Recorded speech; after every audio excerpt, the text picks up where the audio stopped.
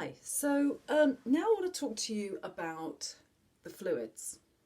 And the fluids, including the blood, are right in the core of the body. And it's at the core, it's at the fluids that we find are the healthiest part of the body. In fact, the blood has to be a certain pH level, and it will literally steal the nutrients from the bones in particular, because the blood is developed in the bones, in the bone marrow. And it will steal the nutrients in the way of calcium and magnesium in particular, in order to begin to balance the pH of the blood. So as the blood is filtering, it filters out a number of different fluids, and the one that we focus on the most in cranio-sacral therapy is what is known as cranio-sacral fluid. Now, this fluid covers all the nerves in the body, and bear in mind that every cell in the body is potentially fed with a minute nerve ending. So here we have the healthiest part of the body in the fluids, with the ability to feed every single cell in the body. However, we are often, through our states of stress and strain on physical, biochemical, mental and emotional and spiritual levels, we are of course hardening, drying and calcifying down. So that fluid is no longer essentially bioavailable always to all the cells in the body. And that's, really what we're talking about here. So there are so many different ways that we can begin to activate health in our bodies. It's incredible. That's why I'm so excited. Over the years, people have said to me, don't you just get bored, of health and the human body? And quite the opposite is true. I just get more and more excited and interested and passionate, because there are just so many, and we're only just learning. We are only just beginning to understand the capability of the human potential, the natural man and woman potential, and beginning to understand health and what it means to thrive and not just survive, okay? And it can start in many different ways. One of the easiest ways, as I've said to you, is through focusing on your biochemical stress. Okay, so that is food and the substances that you put in your body. Another really great way, apart from exercise and nutrition, that we can start to really bring deep healing to our bodies in an active way as opposed to in a passive way, like having a treatment. We've talked about relaxation, meditation. We need to stretch, we need to breathe, we need to nourish ourselves biochemically as well. But we have an opportunity to work on a very, very intricate and deep level with ourselves when we work with the fluids. Now, it's intricate and subtle level working on a fluid level. Okay, it can take a long time to be able to drop into it. But already on the relaxation that came with this program, you are introduced into just feeling the body breathing. And really the fluids operate in a tidal way. We're working with a tide in many different ways, on many different levels on this plane of existence. And we're very much working on that level in the physical form when we're working with the fluids. So we can begin to activate the fluids in a positive way that can start to really bathe those parts of the body that we've cut off from ourselves back with pure health. It's the healthiest part of the body, the fluids. Okay, but before we start to be able to work with the fluids, we need to be able to feel them, and there are a few exercises that's going to make that easier for you. The best way to do these exercises is lying down. I prefer to do them just before I go to sleep at night, that I'm going to talk you through now, and we'll do them together now. And it's all about dropping into and feeling yourself on a fluid level, on a much more energetic level, because we're beginning to recognize ourselves as a natural organism, okay?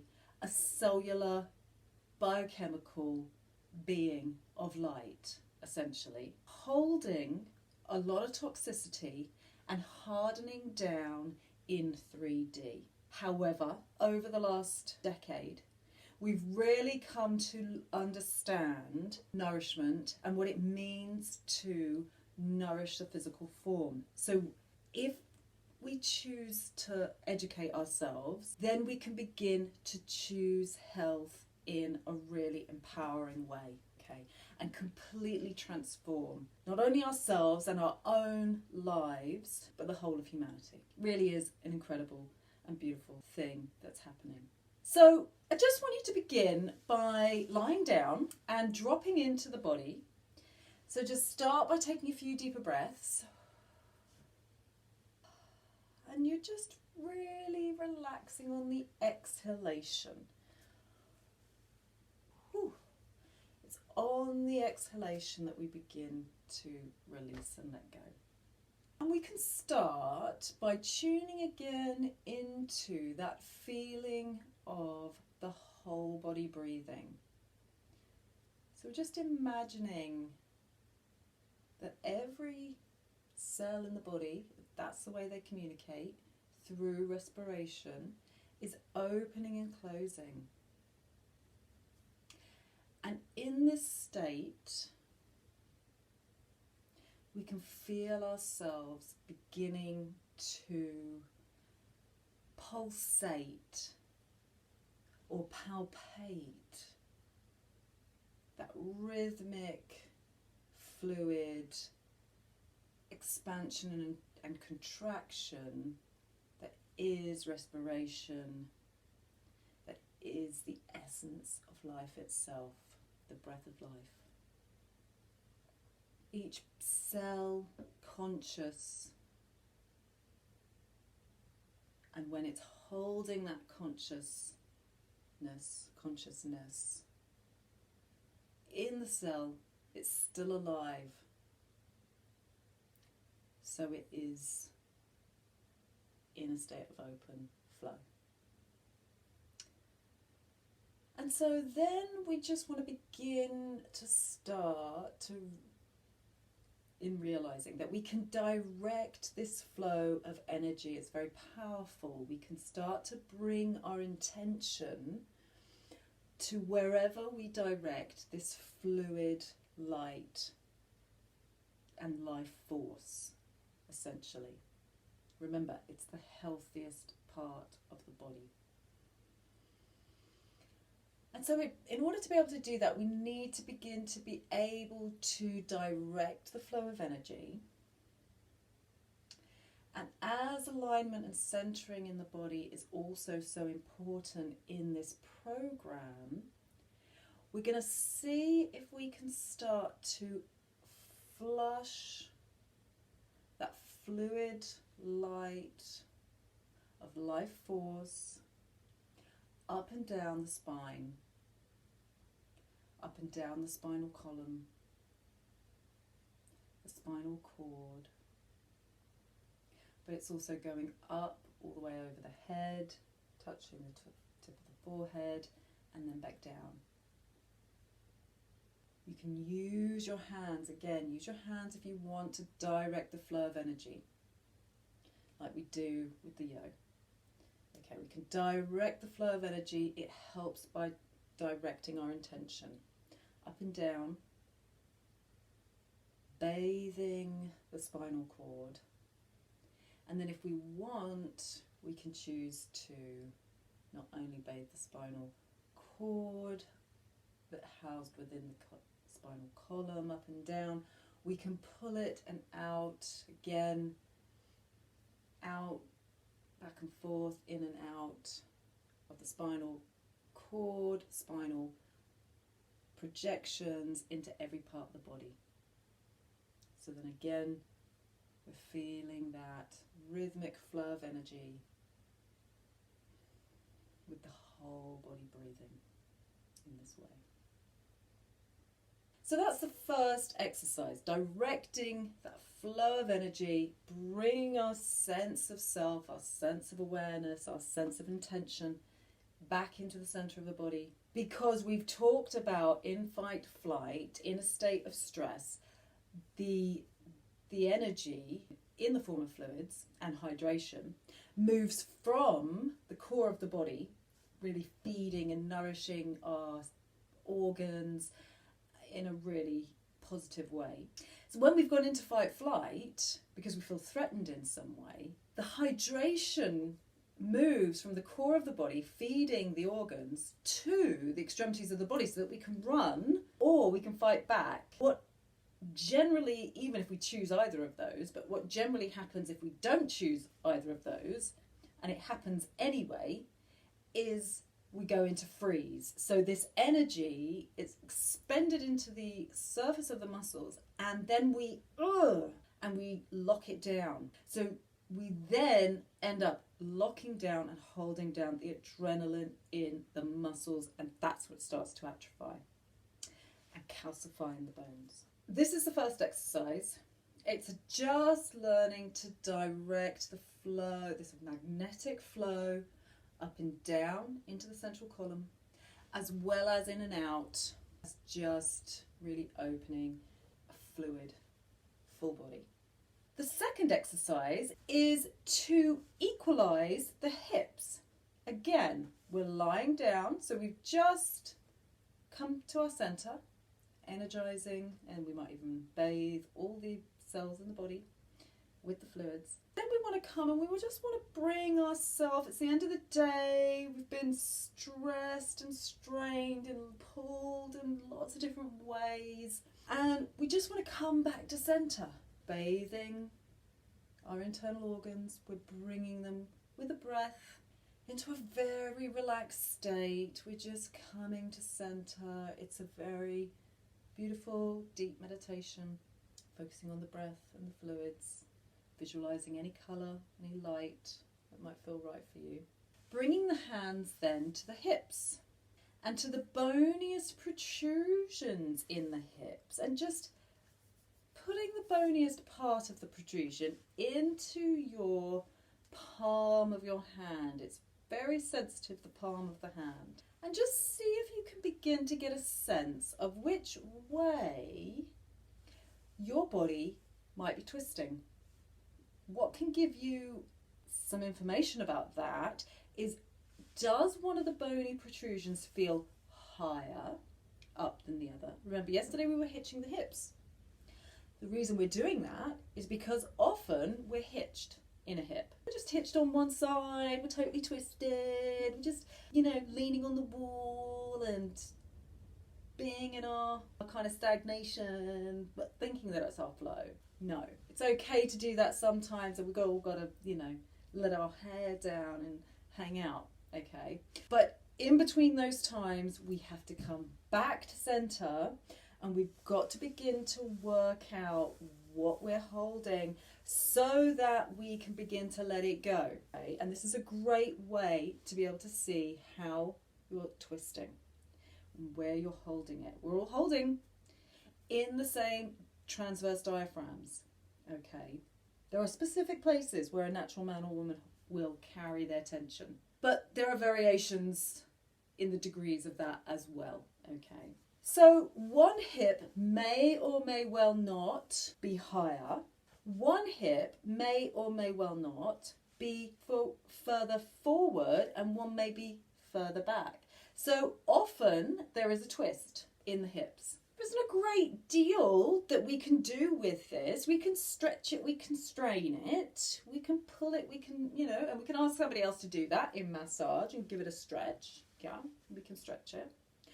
But the first thing we can do is let gravity do that. And in doing that, we start to soften and open all the ligaments that are kind of twisting that hip out of position. And we can use the power of our intention and the direction of the fluids again to start to bathe this area that we know is holding a lot of tension. It's the sacral area. It's the area of sexuality, creativity, birthing ourselves, birthing our projects, birthing our greatest reality. Okay, it needs to be open, softened, fluid, and aligned. It's the hara, it's the dantian, it's the center of the body, and it's where we really should be operating from that gut instinct, from that intuition. It's very deep, it's very core.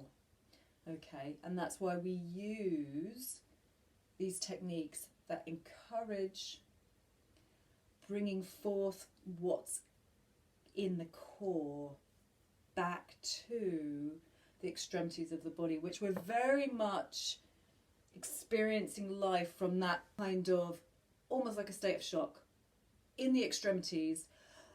And sometimes, quite often, people are really experiencing themselves 6 feet in front of where they're going. So these exercises are really going to help to bring you back to your core and to bring you back to center. And that is all about individuating and really coming to know who you are and where you are. So with our intention, we can begin to just allow those hips to unwind. Just see what they're saying, tune into them. You might find that they're unwinding, that they're kind of circulating, they're moving up and down. That's how we move, that's how we hitch our hips, we're walking. But we've got this beautiful pelvic region, this incredible girdle. It's a little bit like a butterfly's wings. It's one of the most important parts of the human anatomy, and it houses one of the most important muscles, and even some will call it the muscle of the soul. Okay, and we carry a lot of sexual shaming in that area, and it's pulling us and twisting us out of alignment, okay, and very much out of our path of finding our purpose. So we need to bring it back to center. We need to allow it to unwind. We just want to give it a voice. We just want to listen. Just unwind. Just see. You might find, if you can at this stage, kind of see what's coming up in your mind as it's unwinding. Maybe you're thinking about things that have happened through the day, little stresses and strains. They're all going to be relating to how you were sitting, how you were twisting, how you were just dealing and coping, using the coping mechanisms that we develop over time, which means we can then just kind of take it on, store it, and get on. Okay, what we now want to do is feel it, compost it down, and resurrect through a complete rebirth and realivening of each and every single cell. Okay, so we're letting it unwind. We've got these beautiful butterfly's wings, and so we just want to bring that fluid movement and start to bathe that now relaxed pelvis. We're just going to bathe those wings in this cranio-sacral fluid, in pure health and relaxation. Okay, so we've taken it from letting it unwind, kind of turning and swirling all over the place, a little bit confused, we don't really know, there's a lot of adrenaline. Let it come to stillness, letting it come to stillness, maybe feeling that we're twisting in some way. We can even say to the body, we can begin to have a dialogue with the body. It's okay, how would it be just to relax? letting go. You might find in that case then you get a twist, you get a jolt, you get a let go, you get a jump, your body starts to jerk and jolt because it's letting go. It's telling you this is what it feels like, this is what it's like, this is what. You just keep asking the questions, okay? And then bathing in this very open, and what we're doing here is we're opening in the front of the core, we're opening in the back of the core, we're opening in the front of the core, we're opening in the back of the core. So we've got this constant, and when we open in the front, it's expansion and contraction in the back. When we open in the back, it's expansion and then contraction again in the front. So there's this constant opening and closing fluid movement, and we want to encourage it back into the core. Okay, so